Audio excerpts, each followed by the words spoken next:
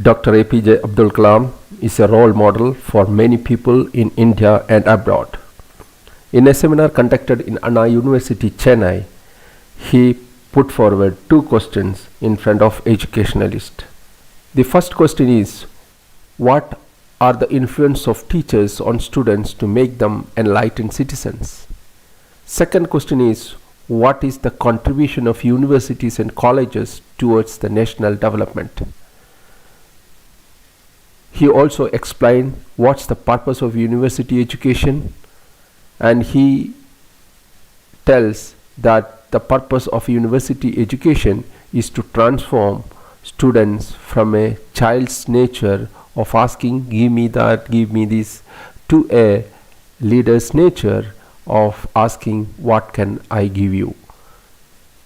He also informed the importance of capacity building in students so that when they leave the college they have these capacities. The first capacity is research and enquiry.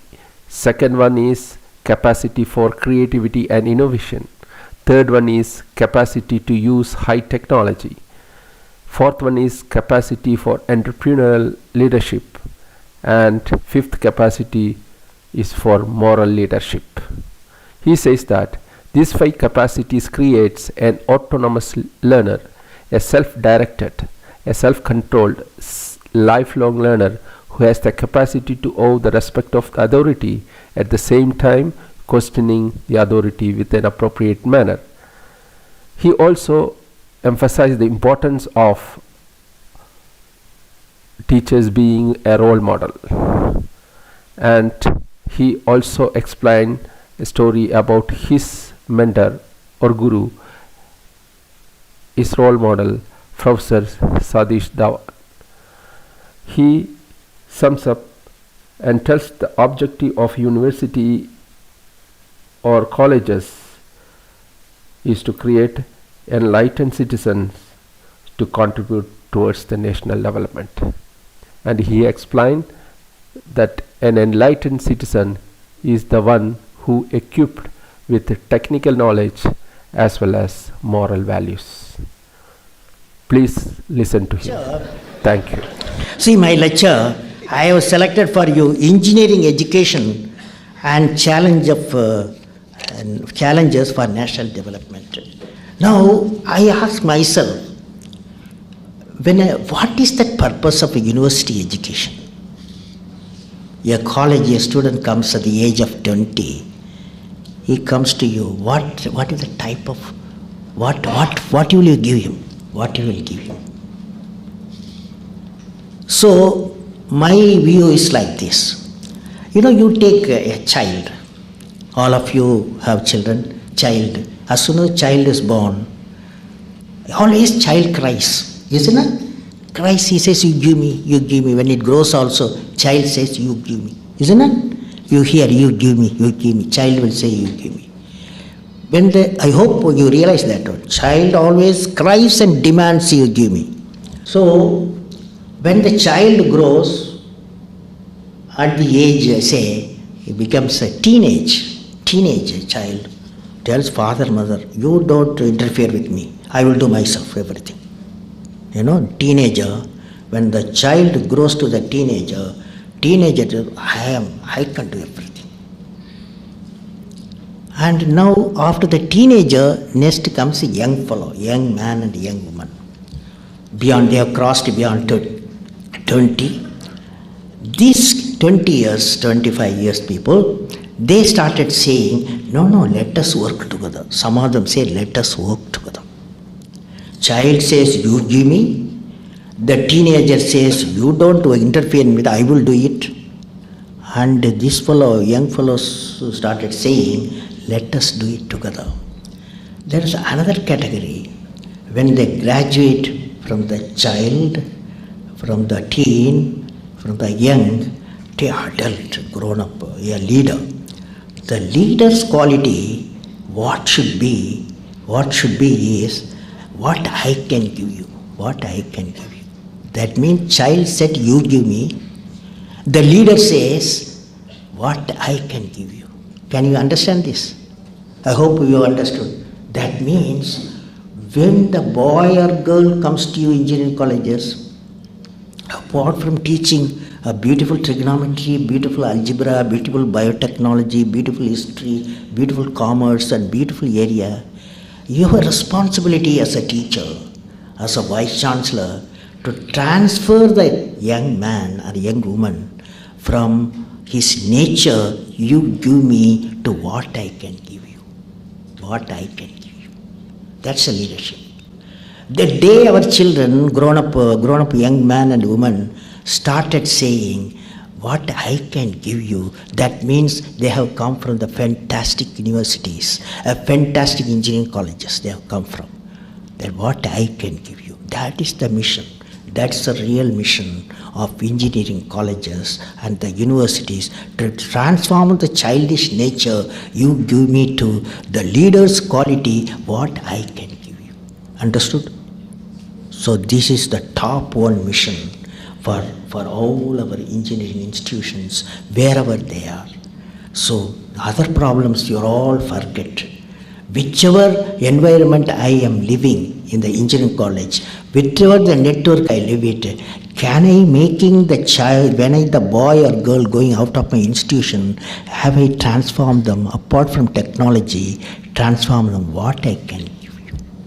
So this is the first message I want to communicate to you. Next is very interesting.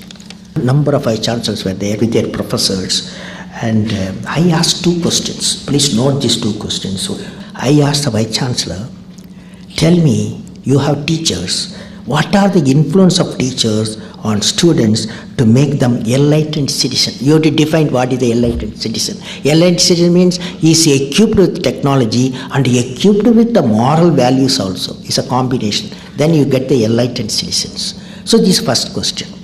The second question was contribution of universities. He is representing university, like Balaguru Swami representing a huge university. Contribution of universities and college towards nation's development. Students should have the following capacities. That is very important for you, because you should know when they come to you, as I told you that leadership quality, when they come to you, you should ask yourself, what is the capacity students should have, what I should do in the engineering colleges. First and foremost, capacity in research and enquiry. Research will come only if you questions, research and enquiry. Second thing is capacity for creativity and innovation. That means when the student goes out of your institution, he should have a capacity for creativity and innovation. And capacity to use high technology, because technology doesn't wait for you, it grows. Whatever happens today, the technology goes on growing. Yesterday it was for information technology. Today it information communication technology. Yesterday there is a microelectronics was there. Today microelectronics threatened by nanotechnology. When nanotechnology and ICT combined, a new science is emerging. So and with that biotechnology is added, then you find a highly intelligent human being is possible, and the society highly become intellectual and automated sometime. So this type of society will happen whether you like it or not. Capacity for entrepreneurial leadership. Capacity, that is, you have to teach. Your engineering colleges, when you are teaching, you don't teach them to take only government jobs. So that's not real teaching. Teaching gives an opportunities, capacity for entrepreneurial leadership, so that he gets the confidence like any other country, developed world. The student, when he goes out, he gets the confidence, I can start a business. I can join with few or three, I can start an entrepreneur. With venture capital we're getting, and he gets that capacity. Finally, creativity, moral leadership. You ask yourself. 245 engineering colleges, including Anna University, do you give capacity for moral leadership? These 5 kinds of capabilities are most central for economic development and nation building. Economic development, nation building. If we develop in our children these 5 capacities, in our students, if we build these 5 capacities, we will produce a certain kind of a learner what we call autonomous leader. He can be called autonomous leader. That is vice chancellors, principals, and professors' task is to, when the student comes, you are creating an autonomous learner, a self-directed, self-controlled, lifelong learner who has the capacity to both respect authority while at the same time is capable of questioning authority in an appropriate manner. This is Dr. Slater's point. And having created autonomous leaders, we will be well on the way to creating autonomous adults, the kind of adult that a democracy most wants and needs. So if you got this message, I am a very lucky fellow. Think more about it with objective of creating enlightened citizen and practice to contribute towards national development. Now the next point, I thought I should talk to you, role model. Role model, what is a role model? Role model is the embodiment of what I told you, the 5 capacities. That is, that student wants a teacher can give capacity for research and inquiry, capacity for creativity, innovation, capacity to use high technology, capacity for entrepreneurial leadership, capacity for moral leadership. If the five you give, you become the role model. The teacher becomes the role model. Vice Chancellor becomes the role model. Professor becomes a role model. Now you can ask me, can you show me a role model? You can ask a question suddenly. Kalam, you spoke so much. What is role model? Can you give me an example? Now, fortunately, I am blessed with to have in my life influence more than a decade a role model. So I am going to talk about him, the role model, who can give you all these 5. He gave us all these five areas of creativity. This role model was Professor Satish Dhawan. He was my role model. I will never forget. He's a guru. I will call him guru rather than role model. And he influenced me in 1974, he gave me a project. Some of you would have heard, some of you read my books, but some of you may not know, so I thought of repeating it for a role model specification.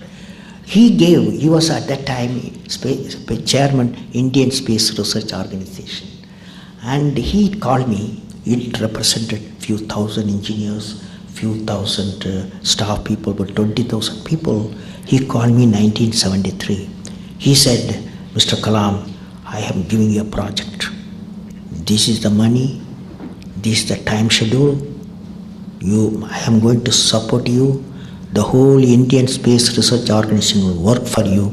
Your job to make a rocket system, a 4-stage rocket system, put the satellite in the orbit, near Earth orbit, in 7 years' time. He gave it 1973. And he told me, this is the job, I will support you. Your project definition he has given, money he has given, schedule he has given, support he has given.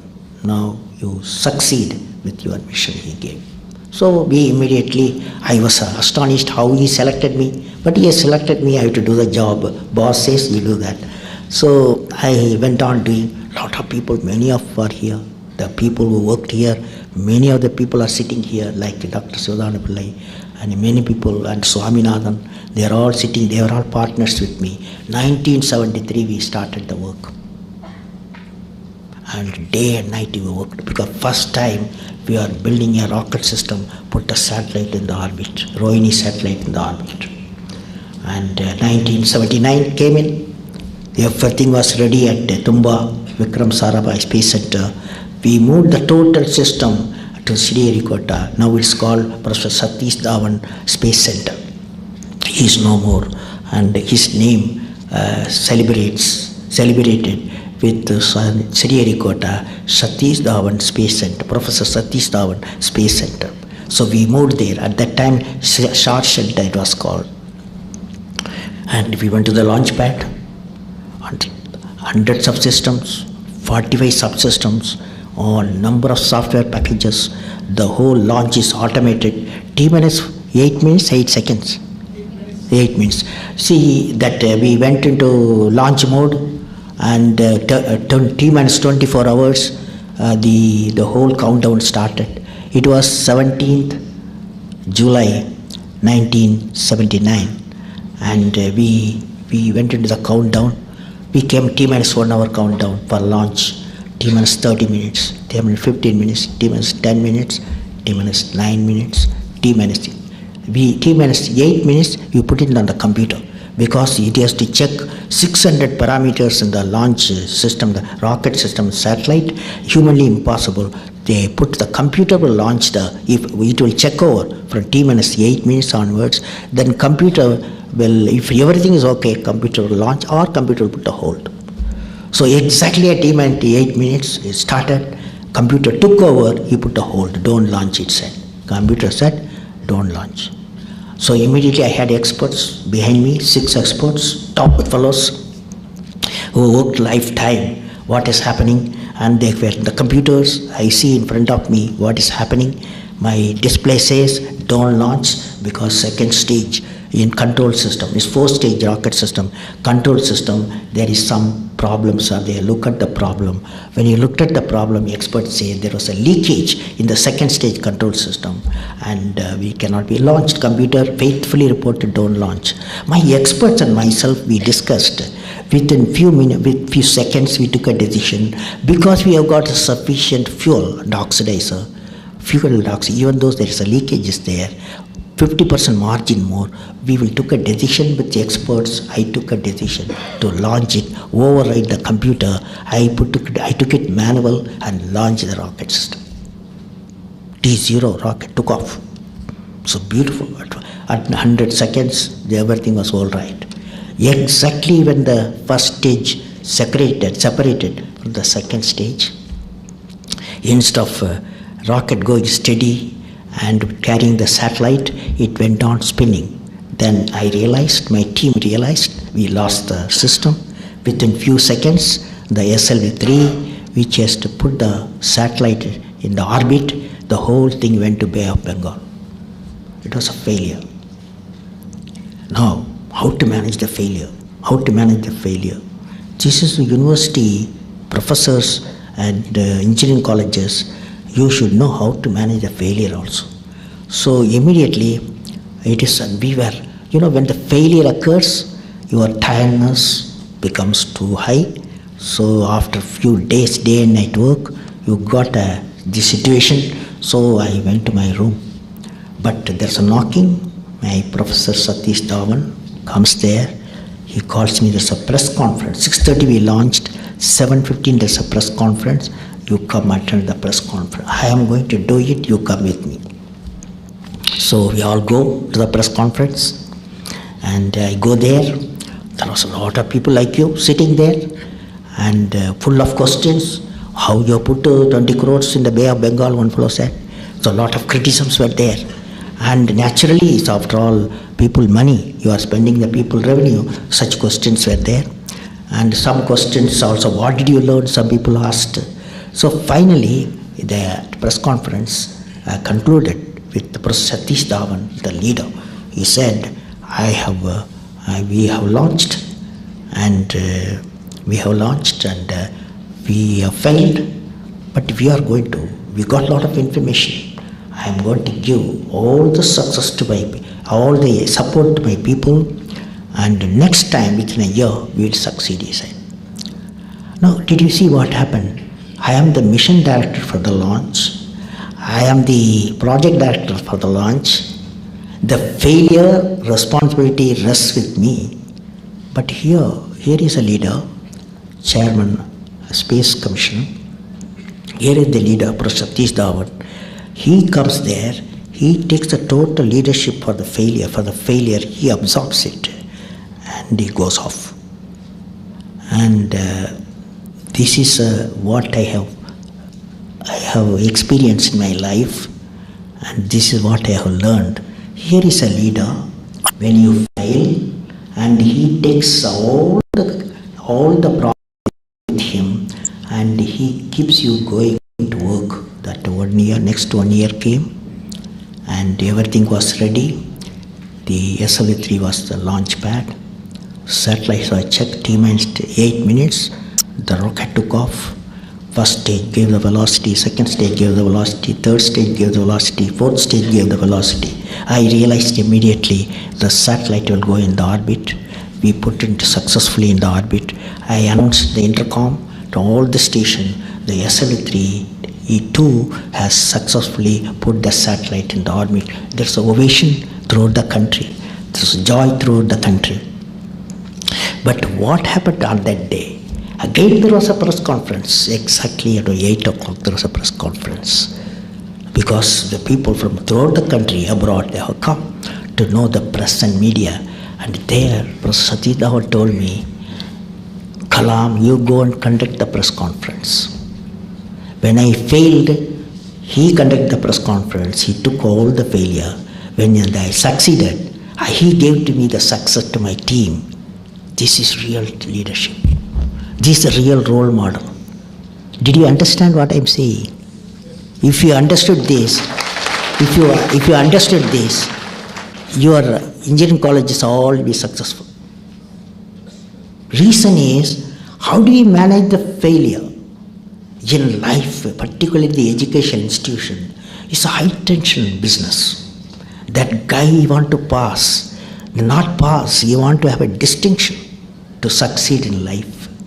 So therefore is the competitiveness, the environment of competitiveness. Teaching and the competitiveness have to go work together. Here only I felt this role model. I thought I must talk to you, because this is a combination of what I was so far telling, and this one I can give an example in life. I have learned a lot. I have studied a lot of books.